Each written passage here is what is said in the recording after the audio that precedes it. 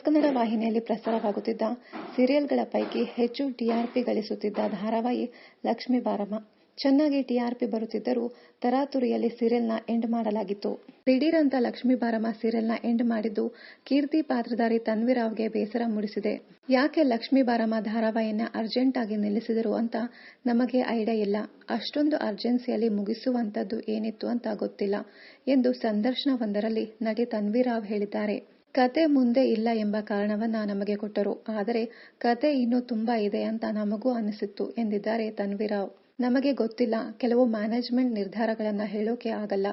ಅಷ್ಟು ಅರ್ಜೆಂಟ್ ಆಗಿ ಮುಗಿದು ಬೇಗ ಬೇಗ ಮುಗಿಸಿದ್ದು ನಮಗೆ ಬೇಜಾರಾಗಿದೆ ಅಂತ ಬೇಸರ ವ್ಯಕ್ತಪಡಿಸಿದ್ದಾರೆ ನಟಿ ತನ್ವಿರಾವ್. ರಘುವೀರ್ ಯಾರು ಅನ್ನೋದು ನನಗೂ ಗೊತ್ತಿಲ್ಲ ಅಂತೇಳಿ ತನ್ವಿರಾವ್ ನಕ್ಕಿದ್ದಾರೆ. ಕತೆಯಲ್ಲಿ ರಘುವೀರ್ ಪುತ್ರಿ ಕೀರ್ತಿ, ಆದರೆ ಕೊನೆವರೆಗೂ ರಘುವೀರ್ ಯಾರು ಅನ್ನೋದನ್ನ ಸೀರಿಯಲ್ನಲ್ಲಿ ತೋರಿಸಲೇ ಇಲ್ಲ. ನನಗೆ ಡಿಸಪಾಯಿಂಟ್ ಆಯಿತು. ಅಷ್ಟು ಅರ್ಜೆಂಟಲ್ಲಿ ಮುಗಿಸುವ ಅವಶ್ಯಕತೆ ಇರಲಿಲ್ಲ ಅಂತ ನನಗೆ ಅನಿಸ್ತು. ಅದಕ್ಕೆ ನಿರಾಸೆ ಇದೆ ಎಂದು ಸಂದರ್ಶನದಲ್ಲಿ ಮನಸ್ಸು ಬಿಚ್ಚಿ ಹೇಳಿದ್ದಾರೆ ತನ್ವಿರಾವ್. ವೈಷ್ಣವ್, ಕೀರ್ತಿ, ಲಕ್ಷ್ಮಿ ಸುತ್ತ ಸುತ್ತುವ ಕತೆ ಲಕ್ಷ್ಮೀ ಬಾರಮ್ಮ. ಅತಿ ಎನಿಸುವಷ್ಟು ಪುತ್ರ ವ್ಯಾಮೋಹ ಹೊಂದಿರುವ ಕಾವೇರಿ, ಲಕ್ಷ್ಮಿ ಹಾಗೂ ಕೀರ್ತಿಗೆ ಕೊಡುವಷ್ಟು ಸಂಕಷ್ಟಗಳನ್ನೆಲ್ಲ ಲಕ್ಷ್ಮೀ ಬಾರಮ್ಮ ಧಾರಾವಾಹಿ ಪೂರ್ಣವಾಗಿತ್ತು.